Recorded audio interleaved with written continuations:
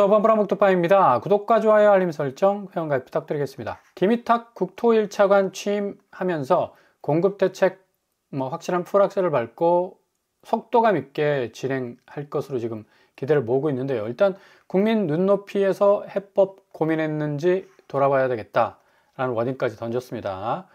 누구나 부담 가능한 주택을 공급을 하고 청년, 신혼부부, 주거 취약계층 등이 안심하고 거주할 수 있도록 주거 안전망 구축에도 힘써야 된다라고 이제 강조를 했는데, 일단은 지금까지 이 공급이 좀 미진한 부분들을 상당히 좀 보충해 나갈 가능성이 높습니다. 실질적으로 집값이 고점을 찍으면서 부동산 시장 자체가 완전히 지금 투기판적인 어떤 성격으로 흘러갔었죠. 이게 좀 정상적으로 가격이 내려오면서 낮은 허들 속에서 누구나 내 집을 가지려고 하는 사람들은 성실하게 일하면서 차곡차곡 저축을 한다면 충분히 그 허들을 넘어갈 수 있도록 허들을 좀 낮춰주는 게 좀 필요하죠. 자, 이렇게 되다 보니까 지금 이 부동산 쪽 건설주들이 오늘 좀 들썩거렸습니다. 나스닥이 아니죠. 코스닥에서 한신공영. 요새 미장하고 국장하고 헷갈려가지고 코스닥, 나스닥이 좀 왔다 갔다 합니다. 한신공영이 지금 건설 정상화, 그러니까 건설업계가 굉장히 좀 위축이 됐었습니다. 사고 일어나고 또 사망 사건이 일어나면서 굉장히 좀 움츠러들었었는데, 이렇게 좀 뭔가 공급의 날개를 딱 달면서 상당 부분 다시 기대감이 상승하고 있는 그런 추세로 가고 있죠. 그렇기 때문에 지금 주택 공급 확대가 결국에서는 주거 안정을 가장 우선적 과제, 현실화시킬 수 있는 방법이 될 수가 있으니까, 오늘 코스닥에서 거의 코스피입니다. 한신공영이 30%가 올랐어요. 와, 어마무시하죠. 하루에 30% 올랐으면 이거 그냥 끝장판 아닌가? 11,000원 정도 하는데, 건설주가 대부분 거의 바닥을 기고 있었는데, 최근에 와서 이렇게 이 주택 공급에 대한 확실한 의지를 드러내면서 건설주도 좀 기지개를 좀 펴는 듯한 그런 느낌도 들고요. 특별히 이제 한신공영은 세종시 대부분 아파트 재건축, 자체 개발 등등 해서 다양한 주택 도시 개발 사업 수주하면서 업력이 굉장히 좀 내공이 깊은 그런 어떤 건설사라고 할 수가 있겠고요. 그리고 국토부가 오늘 소관 예산 62조 됩니다. 와, 이거 단일 이 부처에서 62조 정도 굴릴 수 있다는 건 어마무시한 예산이라고 할 수가 있는데, 역대 최대죠. 공적 주택 19만 4천 가구 공급에 22조가 이제 투입이 되기 때문에 이 천문학적인 금액은 고스란히 이제 건설 쪽에 또 흘러 들어갈 가능성이 높아서 상당히 지금 위축되어 있는 건설 경기가 다시 조금 기지개를 켤 가능성이 아주 높아 보인다라고 말씀을 드릴 수가 있습니다. 이렇게 국토부 새 컨트롤 타워가 딱 들어서면서 국토부 장관을 좀 보좌하면서 차관이 이 실무 부분에서 확실하게 치고 나간다면 중소형 건설주도 굉장히 좀 화색이 돌 수밖에 없는 거고, 그래서 늘 부동산과 금융시장은 뗄래야 뗄 수 없는 관계라고 제가 늘 말씀을 드렸죠. 이런 이 연결고리가 있습니다. 그만큼 지금 금융 쪽이 뭔가 이 부동산 쪽에 어떤 호재를 딱 물고 있기 때문에 서로가 서로의 어떤 영향을 주고받는 함수 관계에 있다. 결국에 가서는 이 부동산 쪽에 잘못 몰빵되어 있는 이 75%의 자금들이 좀 선순환될 수 있는 이런 과정들, 그죠? 뭔가 공급이 있고 그 공급에 따라서 허들이 좀 낮아지고 주택 가격이 좀 끄덕끄덕 합리적으로 좀 나오면 이 허들을 다 넘어갈 수 있잖아요, 사람들이. 그러면서 이 공급과 수요가 뭔가 착착착 톱니바퀴 맞춰서 돌아가듯이 잘 돌아간다면 내수 경기 한 축을 담당하고 있는 건설 경기도 상당히 또 플러스 요인으로 작용할 수밖에 없는 거고요. 이런 식으로 지금 부동산과 금융시장은 정말 밀접한, 서로가 영향을 주고받는 아주 민감한 그런 어떤 관계라고 볼 수가 있고요. 지금 그러니까 고속터미널 재개발 때문에 천일고속이 지금 난리가 났습니다. 8연속 상한가를 지금 치고 있는데 천장이 없는 거 아니야? 라는 그런 말까지 나오고 있죠. 아니, 고속버스 회사가 40만 원입니다. 이거 진짜 오늘도 29% 올랐어. 야, 이거 이러다가 이거 어떻게 되려나? 지금 거래량이 11만 밖에 안 되는데 또 엄청나게 올랐다고 해서 이거 올라타시면 안 됩니다. 굉장히 리스크가 커요. 예. 이게 좀 도깨비 같은 주식이기 때문에 천일고속 같은 경우는 지금 고터, 그러니까 고속터미널 이 부지 지분을 좀 많이 갖고 있어요. 그래서 천일고속이 좀 이렇게 뭐 급격하게 오른 것 같은데, 한신공영은 일단 뭐 거래량 자체가 뭐 어마무시한 데고, 업력도 뭐 꽤 뭐 잔뼈가 굵은 곳이라 할 수가 있는데, 여기는 지금 또 부동산 이 건설업계 또 공급 라인, 파이프라인이 또 확실하게 또 세팅이 되면 앞으로 뭐 잠재력이 어마무시할 것 같아 해서 이제 30%가 올랐는데, 고토 개발 호재를 등에 업고 이 천일고속이 그냥 냅다 지금 뛰어나왔습니다. 근데 이게 한 번만 오른 게 아니야. 한 달 만에 950% 폭등했습니다. 이야, 놀랄 노짜네. 1000% 가깝게 폭등한 천일고속. 결국 이 고토 재개발 확실하게 현실화가 됐죠. 그래서 고토 지분을 16% 가진 2대 주주기 때문에 상당히 이 주가 부분이 지금 이 주식시장에서도 경고 때렸습니다. 주의하라고. 너무 많이 올랐기 때문에. 예, 근데 이거 이 열기가 사라지면 거의 그냥 뭐 수직 하강할 가능성도 있고, 신세계 센트럴시티 역시도 신세계 주가를 지금 밀어 올리고 있고, 여기도 지금 보유하고 있는 지분이 있기 때문에 템버거라고 부르죠. 템버거. 투자 경고에도 뭐 또 상한가를 계속 치고 있는데, 뭐 B2 해가지고 빚을 그냥 몽땅 여기다 때려박는 사람도 있을. 근데 이거 고속버스 회사를 40만 원인데 누가 여기를 투자를 하겠습니까?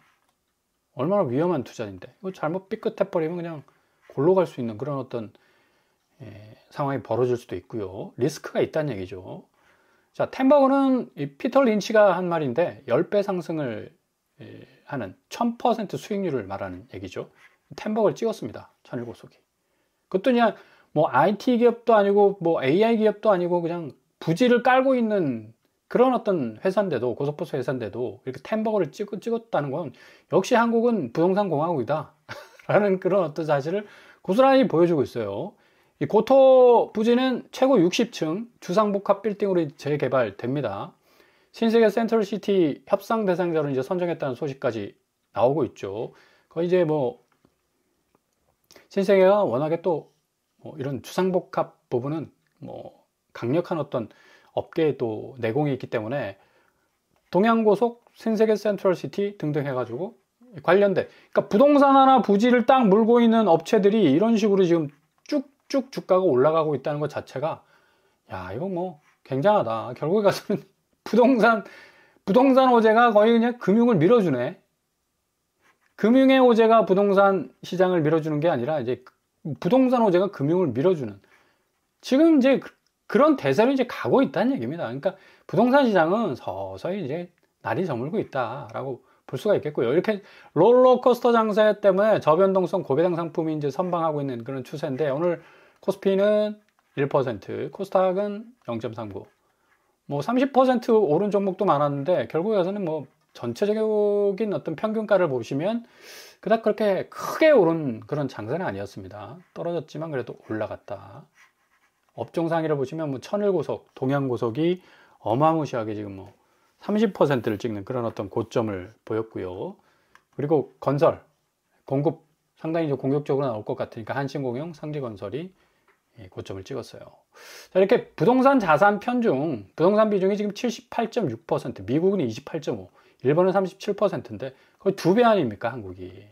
그러니까 이런 식으로 지금 한국 부동산 시장이 자산 밸런스가 왜곡이 되어 있습니다. 그래서 결국 부동산에서 증시로 자산이 이동한다면 늘 정부에서 말하고 있는 생산적 가치 확대가 자연스럽게 이루어질 수밖에 없는 거고, 지금 제가 두 가지 건수를, 케이스를 얘기해 드렸잖아요. 고토 개발, 고속버스 터미널 개발한다는 호재 하나 빵 터지니까 금융시장이 쭉 하고 올라가지 않습니까? 그리고 앞으로 주택 공급 공격적으로 하겠다 하니까 건설사 주가 굉장히 좀 터져 있었는데 다시 올라가고, 이렇게 서로 주고받는 어떤 상생관계가 되는데, 이거 주식시장은 1, 2년 전에는 거의 뭐 완전 개판 5분 전이었죠. 코스피가, 코스닥하고 완전히 그냥 저점에서 기어다니고 있었는데, 이제 금융시장 살아나니까 또 부동산 시장 쪽에서 이제 정상화되는 어떤 좀 느낌적 느낌이 오면 같이 상생할 수 있는 그런 어떤 분위기로 갈 수가 있는데, 역시 이제 부동산 시장의 자금은 대거 금융시장 쪽으로 이제 몰려오고 있다. 결국은 부동산 시장은 자금이 다 빠져나옵니다. 갯벌 장세, 썰물 장세 될 가능성이 높아서 앞으로 부동산 시장 안에서의 이 거래량 급감으로 인한 부동산 가격의 대조정기는 그냥 불을 보듯 뻔하게 진행이 된다. 이걸 절대 아니라고 그냥 손바닥으로 하늘 가리듯이 부인을 했었는데 절레절레 그냥 고개를 아무리 흔들어 봐도 대세는 이미 기울었다. 이게 잘 지켜보셔야 됩니다. 절대로 혼돈하시면 안 돼요. 뭐 계속 집값이 오를 것처럼 얘기하는데 더 이상 올라칠 수 있는 자금력이 없어요. 부동산 자체에서는. 지금 그리고 이 트럼프가 he decided on his pick for Fed chair. 그러니까 그 페드 의장을 이미 이제 내정했다고 이제 말을 하고 있지 않습니까? 후보 면면을 보면 모만하고 헤셋하고 리더가 3명 중에 1명이 될 것 같은데 헤셋이 될 가능성이 높다 이렇게 얘기를 하고 있어요. 굉장히 비둘기파. 내년 되면 기준금리를 거의 이제 공격적으로 내릴 겁니다. 중간선거까지 미국이 이제 끼고 있기 때문에 확실히 증시가 부양이 되지 않으면 트럼프가 지금 지지율이 뭐 거의 30% 가까이 빠지고 있어요. 그 정도로 참 이 집권 이제 초중반으로 가고 있는데 굉장히 좀 위기 상황에 와 있다. 이렇게 되면 결국은 금융시장 부양시키기 위한 공격적인 어떤 기준금리 인하가 지속이 되기 때문에 나스닥은 뭐 거의 유례없는 어떤 강력한 훈풍이 불어올 것이 분명하고요. 당연히 코스피 코스닥은 그대로 그 훈풍을 맞을 가능성 높다. 그리고 제가 초반에 말씀드린 대로 부동산 시장에서의 작은 썰물 현상, 갯벌 현상은 고스란히 이제 코스피 쪽으로 흘러 들어갈 가능성이 공산이 높기 때문에 자연적으로 뭐 초강도 규제 안 해도 부동산 시장의 집값은 빠지게 돼 있다라고 말씀을 드릴 수가 있어요. 생산적 금융 대전환이 지금 부동산 자금에서 금융시장 쪽으로 급격하게 지금 움직이고 있지 않습니까? 그리고 정부 쪽에서도 150조 규모의 국민성장펀드 조성을 해서 첨단 산업 전략적으로 투자하겠다. 우리 이제 부동산 더 이상 그 말 많고 탈 많고 부작용 많은 부동산 안 건드리겠다. 공급하는 데 신경 쓰겠다. 실질적으로 주거 안정화를 위해서 서민들이 내 집 마련하는데 어려움 없도록 확실한 어떤 공급 파일을 늘리겠다라는 쪽으로 이제 방향을 지금 틀고 있습니다.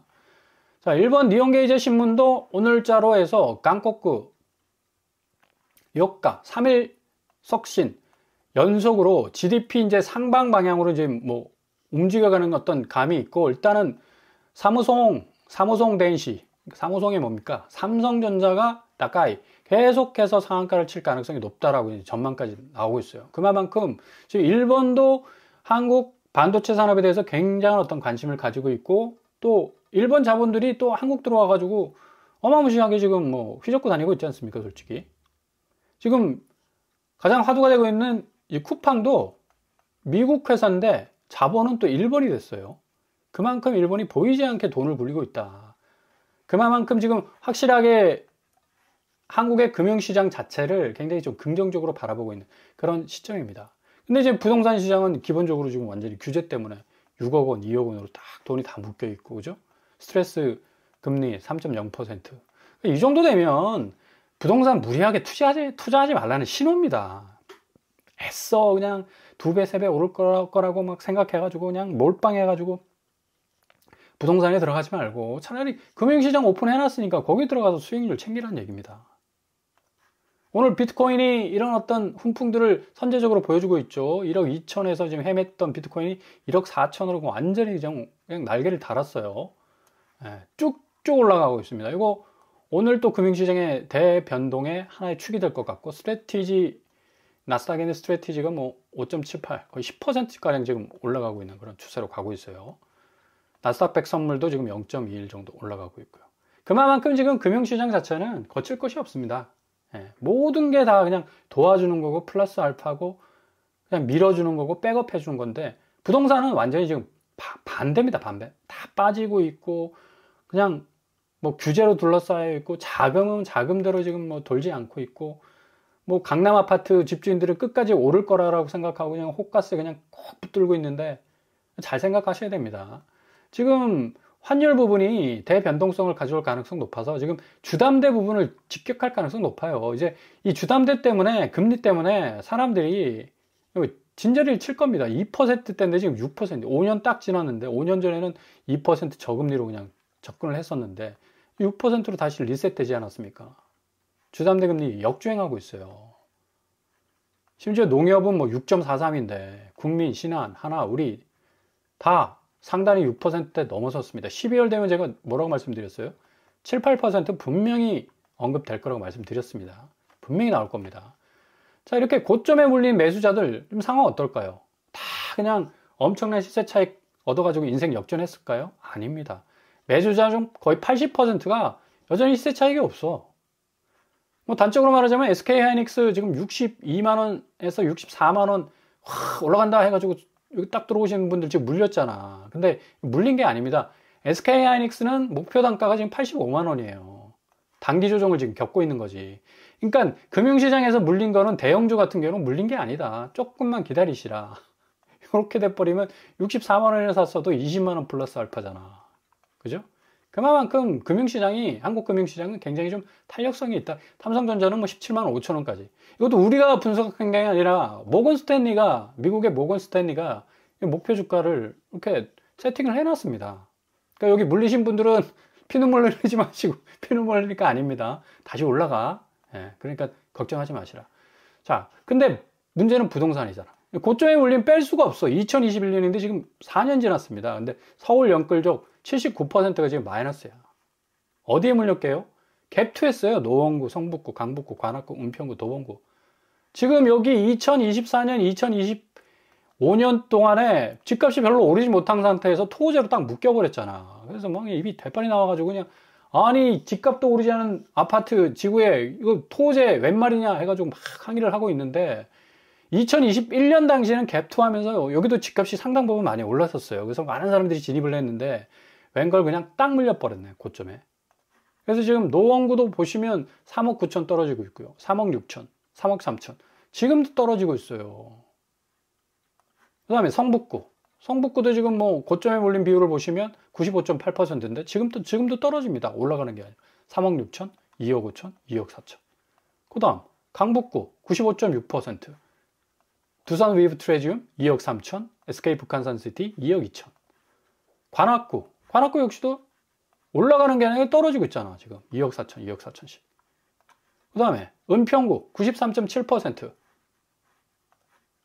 백년산 파크사이가 2억 7천, 힐스테이트 2억 7천.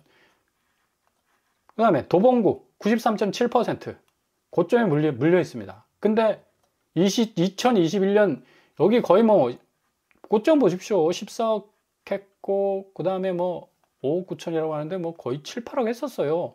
초소형도 당시에 어마무시하게 올라가가지고 지금 뭐 3억 떨어지고 2억 9천 떨어지니까 그냥 이렇게 딱 물릴 수밖에 없는 겁니다. 그러니까 부동산은 한번 물리면 빠져나오기가 굉장히 힘들다.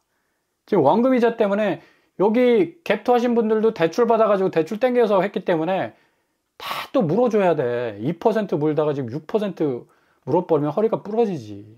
어떻게 되겠습니까? 그러니까 부동산은 정말 집값이 확실한 분수령을 가지고 떨어질 때를 기다리셔야 된다는 얘기예요. 고점 물리면 정말 답 없습니다. 증시 같은 경우는 금방 회복된다니까요. SK하이닉스 같은 경우는 대표 종목 아닙니까? 한국을 대표하는 주식 종목인데 여기는 뭐 그냥 뭐 엔비디아 뿐만 아니라 지금 구글하고도 지금 연결되어 있는 건데 지금 엔비디아가 힘을 못 써가지고 하이닉스가 좀 동반해서 좀 약간의 조정장을 보이고 있지만 아마 치고 갈 가능성 상당 부분 높아요. 그러니까 좀 기회를 보시면서 부동산 시장은 확실한 가격 조정기가 올 거니까 너무 급한 마음 가지지 마시고 차분하게 준비하며 나가실 수 있기를 바랍니다.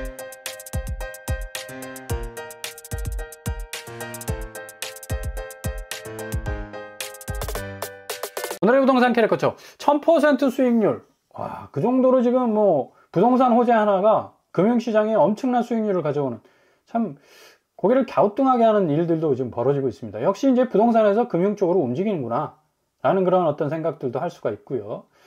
무엇보다도 지금 자금이 다 빠져나가는 부동산 시장, 앞으로 금융시장의 생산적 가치 확대라는 캐치프레이즈 아래 더 이상 이제 부동산 시장에서는 투기판적인 어떤 시세 차익을 갖기란 요원해졌다. 결국 주거 안정을 위해서 내 집 마련하기 위해서 좀 허들이 낮은 쪽으로 이동하려는 실수요들이 대부분 많이 모여드는 그런 어떤 시장으로 좀 가야 되지 않겠습니까? 그러기 위해서는 집값도 확실하게 떨어져야 되고 그러니까 이런 부분들 좀 잘 챙겨보시면서 기회를 잡아 나가실 수 있기를 바랍니다.